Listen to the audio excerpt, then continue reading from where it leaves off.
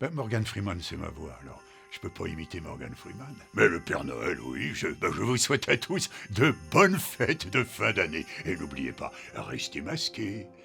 Quelle ineptie.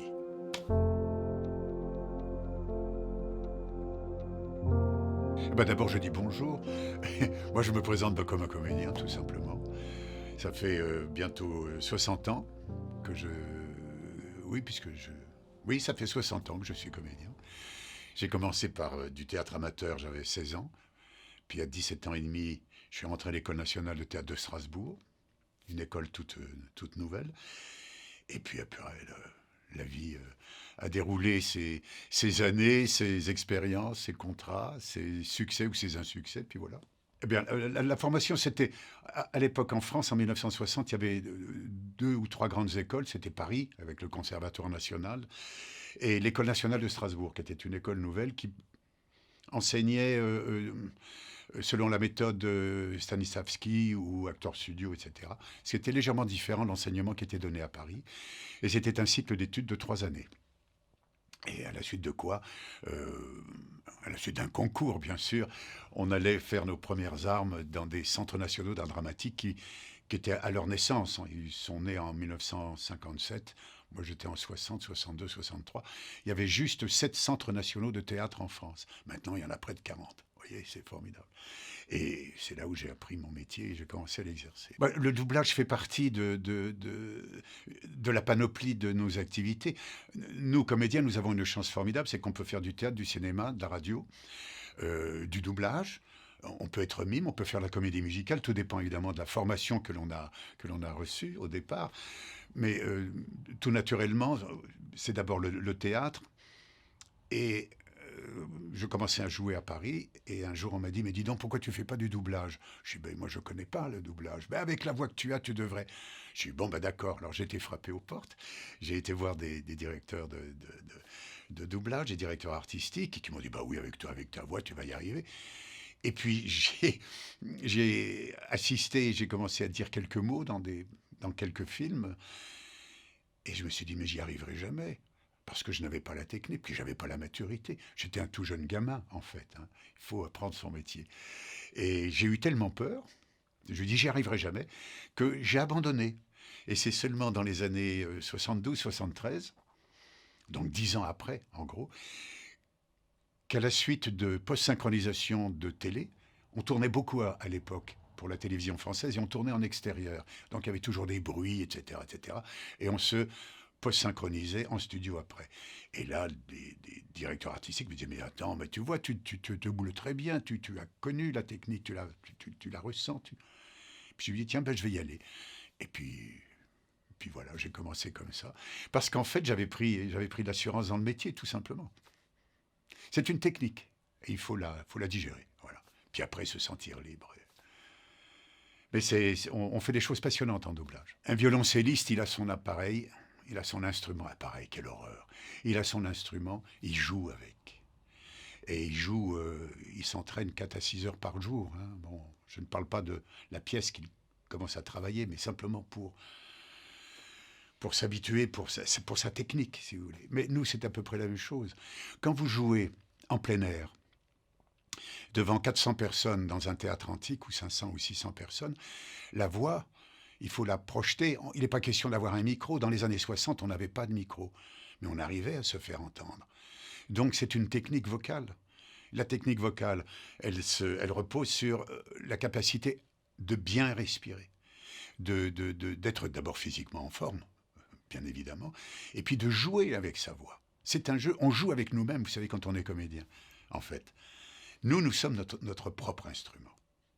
Donc, en fonction des pièces que vous avez jouées, si vous jouez un Feydeau, vous n'allez pas le jouer comme quand vous jouez un Tchekhov. Le Tchekhov, c'est quelquefois beaucoup plus intimiste. Le Feydeau, c'est le rire, c'est le rythme, c'est la tragédie, c'est pareil. À chaque fois, notre voix s'adapte d'elle-même en fonction du personnage que l'on interprète. C'est une chimie qui se fait automatiquement. Par exemple, vous commencez une tragédie, alors vous commencez à ronfler comme ça. On dit non, non, susurre au contraire. Et là, vous susurrez vos alexandrins. Et tout d'un coup, il y a une musique, on dit mais oui, mais c'est comme ça qu'il faut jouer. on n'arrête pas de s'adapter en fonction du rôle que l'on a interprété.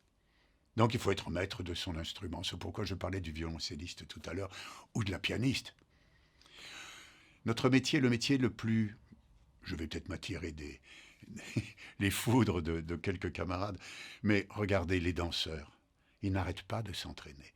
Les musiciens n'arrêtent pas de s'entraîner. Le peintre, c'est tout à fait différent. Il est dans son univers, il cherche ses couleurs, c'est bon, c'est autre chose. Il travaille avec son imaginaire, sa sensation. Mais le comédien, nous, qu'est-ce qu'on fait? On travaille avec nos personnages, mais on n'a pas un travail physique comme le danseur, ou comme le musicien, puisque c'est aussi physique. On est quand même un petit peu paresseux. On travaille en fait quand on répète. On répète chez soi, bien sûr, pour la mémoire du texte, et on cherche la psychologie du personnage. Bon, c'est un petit travail que l'on fait intimement, quoi. Mais en fait, c'est pas un métier très très fatigant. Au cinéma, c'est différent. C'est une autre technique. Bon, j'avais commencé par des tout petits rôles. Je me souviens d'un tout petit rôle sous la direction de Vittorio De Sica, ce grand réalisateur italien, mais j'étais tout tremblant, j'avais 2 mots à dire, mais j'étais tout jeune, c'était drôle. Et puis, 14 ans après, on se retrouve avec Claude Sautet, avec... ça y est, les noms des comédiens m'échappent et je suis désolé. Ils sont malheureusement tous décédés maintenant. Enfin, vous vous retrouvez avec des très grands du cinéma. C'était la première fois que j'avais un rôle très important, puisque j'étais là du début à la fin du film. Et vous êtes obligé de vous plier à la discipline du cinéma et au jeu à la caméra, qui n'est pas du tout le même jeu que celui que vous avez au théâtre. Puisque la caméra vient vous filmer, vous prend, et la moindre réaction que vous pouvez avoir, tout devient gigantesque. Au théâtre, vous faites des grands gestes, vous vous exprimez corporellement. Le cinéma, c'est plus intérieur, donc votre jeu n'est pas du tout le même. Et mon premier très très grand souvenir, c'est avec Claude Sautet dans Mado. Vous savez, ce sont des petits moments que l'on prend par-ci par-là et on ne peut pas tout rejeter. Même dans un insuccès, on a eu des soirées formidables. Même ça marche pas, il y avait personne dans la salle. Mais nous, comédiens, en jouant sur le plateau, puisqu'on était obligés d'assumer, il y avait 3-4 personnes, pas plus. On arrivait quand même à prendre du plaisir. Mais un grand bonheur que j'ai eu, c'est avec Peter Ustinov, qui montait lui-même une de ses pièces en France, donc à Lyon, au Théâtre des Célestins. C'était en 68. Et spectacle que nous avons repris après à Paris, au Théâtre des Ambassadeurs, qui était une pièce magnifique. Et être dirigé par Peter Ustinov, avec sa faconde, avec sa sensibilité, sa gentillesse, c'était un être d'une grande gentillesse et d'un amour pour les hommes magnifique, et pour les comédiens aussi. Ça, c'était un très très grand souvenir, un grand bonheur de théâtre. Mais j'en ai eu d'autres, avec Michel Leb. Là, c'est autre chose. C'était un camarade de jeu sur le plateau, auprès duquel j'ai appris beaucoup de choses. Et un monsieur qui m'a laissé, dans le rôle que j'avais avec lui, auprès de lui, qui m'a laissé la possibilité d'improviser un peu. Et c'est très rare d'avoir ce genre de relation. Avec les stars, j'entends. Autrement, j'ai plein de souvenirs. Mais je pense à mes camarades, surtout en ce moment, avec ce qui se passe, les jeunes qui démarrent et qui n'ont rien, parce qu'ils ne peuvent pas s'exprimer, parce qu'il n'y a pas de théâtre qui tourne, parce que, voilà, ça c'est la catastrophe. Je n'ai jamais eu vraiment de gros problèmes de ce genre. Mais même un insuccès, vous savez, quand vous faites un bid, comme on dit, un bid, ben, ça nous oblige à réfléchir pourquoi. Pourquoi? Le texte n'était pas bon, la mise en scène n'était pas bonne, vous-même, vous n'étiez pas bon. Vous savez, c'est une mayonnaise, il faut qu'elle soit prise, qu'elle soit belle. Je prends un exemple, vous êtes appelé pour jouer un personnage dans une série. Bon. La série, ça fait 6 ans qu'elle existe, qu'elle tourne. Donc entre les personnages principaux de cette série, il y a une connivence établie depuis 6 ans. Voilà. Vous arrivez dans un univers tout à fait différent. Et puis, vous avez un réalisateur vous recevez le texte, vous dites, oui, bon, les quelques scènes qu'il y a à tourner, oui, le personnage est intéressant, etc., etc. Puis on voit le metteur en scène, la première chose qu'il vous dit, le texte n'est pas très bon. Hein. Alors déjà, là, vous dites, oh là là, où est-ce qu'on va, là? Si. Et puis on va le changer, et puis on change. Puis on répète un peu comme ça, et ça va. Et arrive le jour du tournage, où tout d'un coup, on vous a encore changé une dernière fois le texte. Et la scène que vous avez à jouer, ou les scènes... n'ont plus aucun intérêt. Vous dites, mais qu'est-ce que je fais là? En fait, c'est ça. Qu'est-ce que je fais là? Je ne porte pas de jugement vis-à-vis de ce metteur en scène, car lui, il obéit à un producteur, qui obéit à une chaîne, qui obéit à... Bon, bref. Et là, vous dites, mais je regrette d'être venu. Voilà. Encore une fois, si, j'ai plein de choses, j'ai plein de souvenirs. Il y a un film qui m'a profondément touché, qui m'a profondément marqué, parce qu'il était difficile à faire. C'était un film américain, donc on revient là en doublage. C'était l'histoire d'un couple d'homosexuels américains dont l'un, le plus jeune, est tabassé à mort à coups de batte de baseball par une bande rivale, etc. Et son ami que je jouais, qui est en même temps un travelot dans une boîte, se retrouve avec la mère de ce jeune. Et tous les deux évoquent la mort, lui de son amant, ou de son ami, ou de sa femme, et la mère de ce garçon.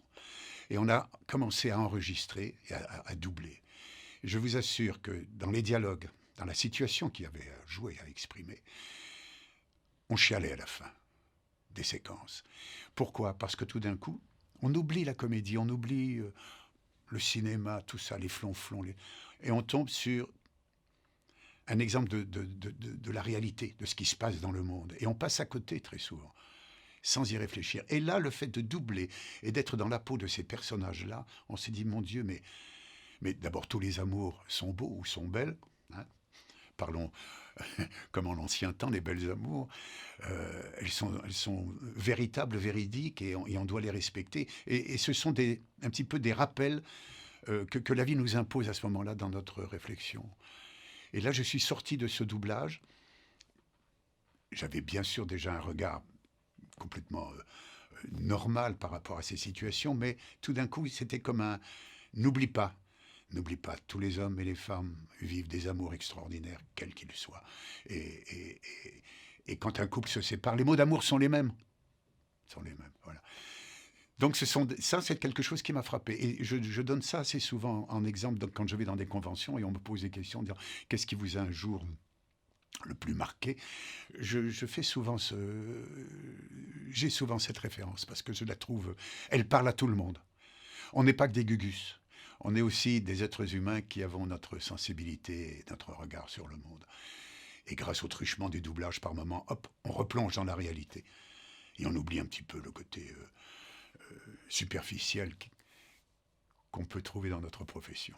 J'ai doublé, enfin j'ai prêté ma voix. Vous savez, vous ne remplacez pas le comédien. Celui qui est à l'image et auquel vous prêtez votre voix, c'est lui qui fait les entrées au cinéma. C'est pas votre voix, c'est lui. Donc on doit lui être fidèle. On ne peut pas faire autre chose que ce qu'il fait. On doit s'approcher au mieux du sentiment qu'il habite quand il tourne, de la souffrance physique. Vous savez, quand on est à la barre, en doublage, on n'est pas immobile, on n'est pas assis dans un fauteuil. L'acteur que vous doublez marche dans la rue, vous marchez, vous êtes obligé d'avoir la même inspiration que lui, la même respiration, les mêmes allaitements, s'il vient de courir, etc. Il faut complètement habiter physiquement le personnage autant que l'habiter intellectuellement ou spirituellement, si vous voulez. Spirituel, c'est peut-être un peu beaucoup. Mais enfin, je cherche le mot, je ne le trouve pas. Mais vous avez compris. Voilà. Non, je n'ai jamais rencontré Morgan Freeman et je le regrette énormément. On avait un projet qui, moi, m'avait enchanté.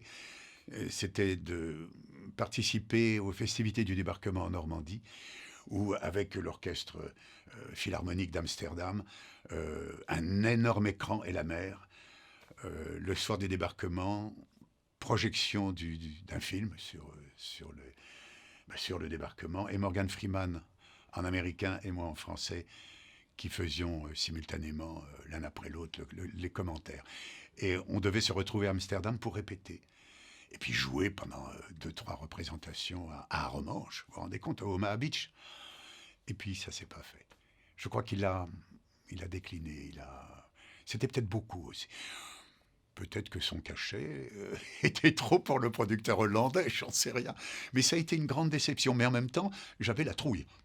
Je me dis, mon Dieu, mais qu'est-ce que ça va être? Parce que quand vous êtes à côté d'un monsieur comme ça, vous souriez, mais vous faites attention aux propos que vous tenez. Oh, bah, le Père Noël, c'est sympathique, c'est pour les petits-enfants, le Père Noël. Bah oui. Oh, bah, j'adore ça. Mais je l'ai fait très jeune, je l'ai fait, mais même en public pour les. On m'appelait, dis donc, t'es pas libre, il y a telle association qui voudrait un Père Noël. Bah oui, allez, viens, je vais te faire le Père Noël. C'est formidable. Je suis allé le faire plusieurs années de suite dans le Nord. euh, mais vraiment parce que c'était des amis qui étaient là-bas et. Enfin, ils se sont devenus après de vrais amis. Et l'émerveillement des enfants quand vous arrivez. Vous êtes déshabillé, vous n'êtes plus en costume. Ils viennent vers vous, ils ne savent pas que c'était vous le Père Noël, vous leur parlez et ils n'ont même pas comment dire, dire tiens mais cette voix c'était la voix du Père Noël. Non pas du tout parce ils sont partis, ils étaient enchantés. Tiens une anecdote qui fait très plaisir dans notre métier justement et c'était en référence au Père Noël. Un jour on devait faire il y a 3 ans, je crois. On devait faire un direct pendant 1 heure sur le web, le Père Noël et 2 enfants. Alors, on m'avait donné les questions que les enfants allaient poser pour que je prépare un petit peu les choses. Et puis, je cherche des petites chansons, des petites choses à donner pour émailler l'émission. Et puis, j'arrive au studio, petit studio, et j'étais en costume, comme ça. Et je vois la productrice qui arrive avec 2 enfants, une petite fille et un garçon un peu plus grand. Et la productrice dit, je vous présente le Père Noël. Je dis, mais enfin, bon, le mot, je ne vous le dirai pas. Alors je regarde les enfants, je dis, écoutez, j'allais tout de même pas prendre le métro habillé en Père Noël. Et là, ils m'ont regardé. Le doute a commencé à s'installer.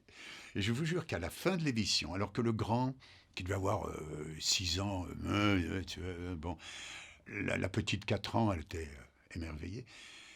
À la fin, ils m'ont dit au revoir, Père Noël. Ils étaient complètement pauvres, parce que c'est magique. Le Père Noël, c'est magique, et puis c'est tout. Même si la barbe fout le camp, etc., vous la redressez, ils s'en aperçoivent même pas. Moi, j'ai du plaisir tout le temps. C'est-à-dire, je peux avoir un regard un peu critique, si vous voulez, sur tiens, oh là, tiens, au changement de plan, ils sont trompés, c'est pas très bon. Mais une fois que ça tourne, que le film passe, que le micro est là, la situation, vous oubliez ça.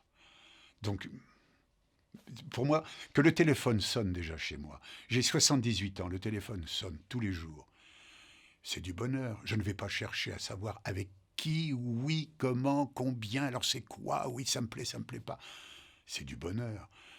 Et c'est un bonheur que je souhaite à tout le monde. Moi, j'ai jamais eu de plan de carrière. Je ne sais pas ce que c'est qu'un plan de carrière. D'ailleurs, on peut me le reprocher parce que j'aurais peut-être pu faire autre chose. Peu importe, mais c'est pas là le problème. Le problème, c'est j'ai rencontré un jour un comédien adorable que j'aimais beaucoup, qui avait du talent, et il était en retraite. Et je le rencontre désœuvré, boulevard Leclerc, vers la porte d'Orléans, et il me dit Benoît, on m'appelle plus, je ne suis plus utile. Et il m'avait vraiment fait mal au cœur, parce que être utile, c'est notre boulot. Être utile, parce que nous sommes des ponts au niveau de la littérature, de la poésie, de la dramaturgie. Nous sommes des transmetteurs. Et à partir du moment où on ne vous appelle plus, vous n'avez plus rien à transmettre. Et ça, c'est terrifiant. Et un comédien qui, tout d'un coup, a sa carrière à 55 ans, les jeunes comédiennes, passées 30 ans, 35 ans, qui ont gardé encore un corps très jeune, mais elles ont 50 ans dans la voix, etc. Elles ont du mal à travailler parce qu'on n'écrit pas des rôles spécialement pour. Et tout d'un coup, elles ne travaillent plus. Et c'est catastrophique. C'est un métier très dur. Alors, on voit toujours ceux qui réussissent, etc. Bon, moi, là, je suis content, et je vous le dis, parce que je ne vais pas vous faire part de mes soucis dans le boulot.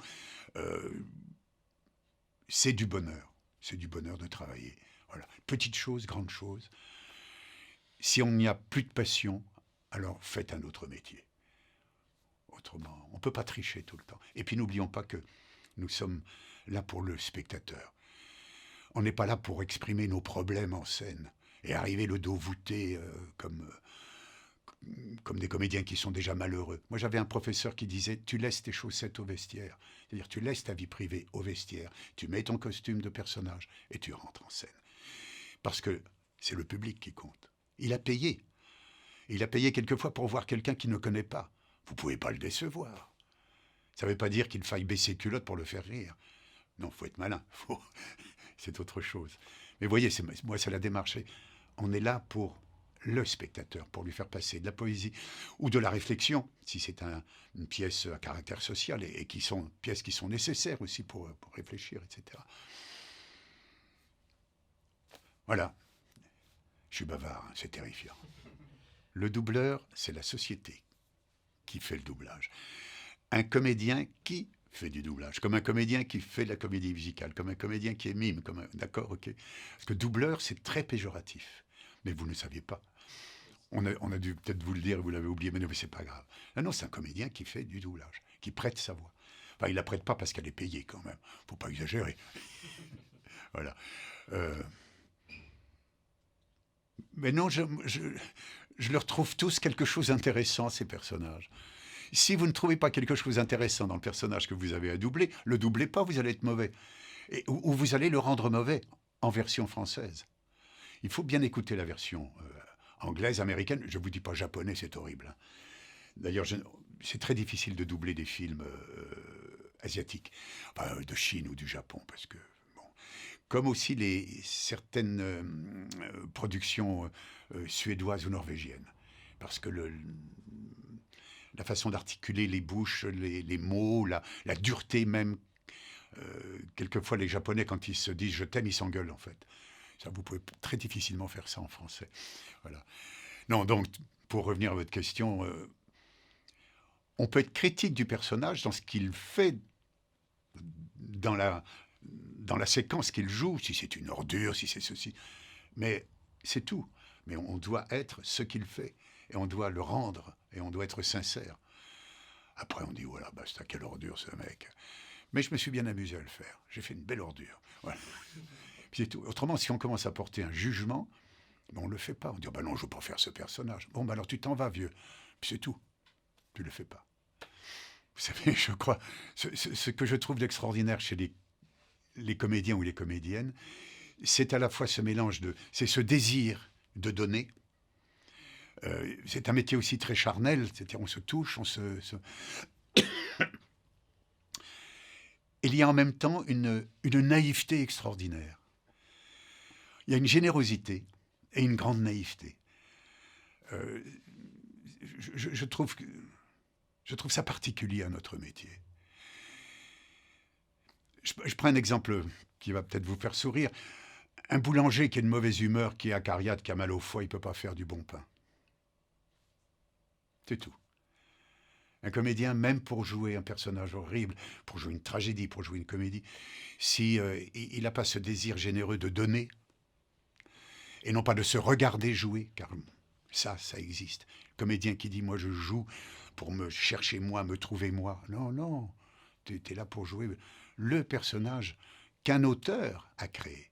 Toi, tu vas lui donner âme, tu vas lui donner ton rythme, ton sang, mais pas...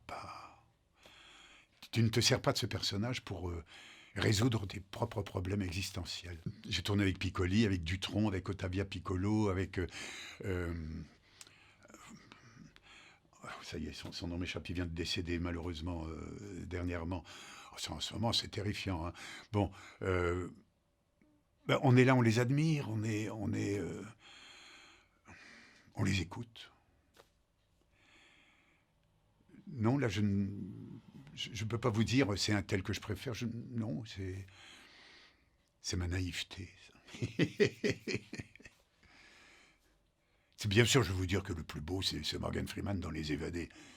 Parce que ça, c'est choc, c'est magnifique ce qu'il faisait.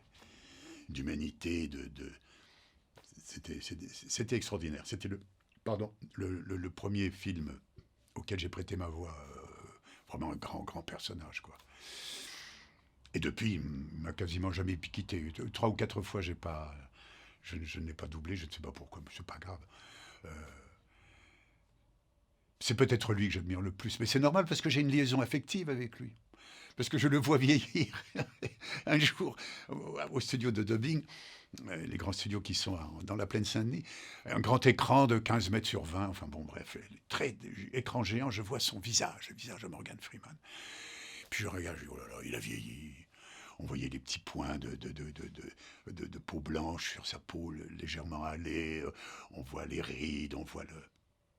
Puis, je dis, oui, il a vieilli. Puis au fond de moi-même, il y a une voix qui a dit « Et toi, con ?» Parce qu'on vieillit ensemble, mais on ne se voit pas vieillir. On voit les autres vieillir. En fait, voilà, depuis 30 ans, je l'accompagne. Voilà. Le théâtre. Le théâtre. Parce que vous arrivez, ce que j'expliquais tout à l'heure, c'est le public, c'est la proximité du public qui est là, qui est en attente, qui se réjouit, qui est un petit peu vieux, qu'est-ce qu'on va voir, etc., qui a été entraîné par des amis, bon, et le public. Quand j'étais jeune, j'avais le trac, comme tout le monde.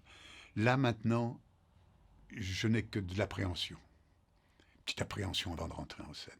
Mais quand vous les voyez, vous savez, vous entendez un public respirer. Bon, rire, bien évidemment. Mais des soupirs, une salle silencieuse, puis vous entendez 2-3 soupirs. Et puis 2-3 personnes qui bougent une fesse sur un fauteuil qui grince. On est conscient de tout. Moi, je suis un peu nyctalope et je vois enfin, assez bien les 10 premières rangées.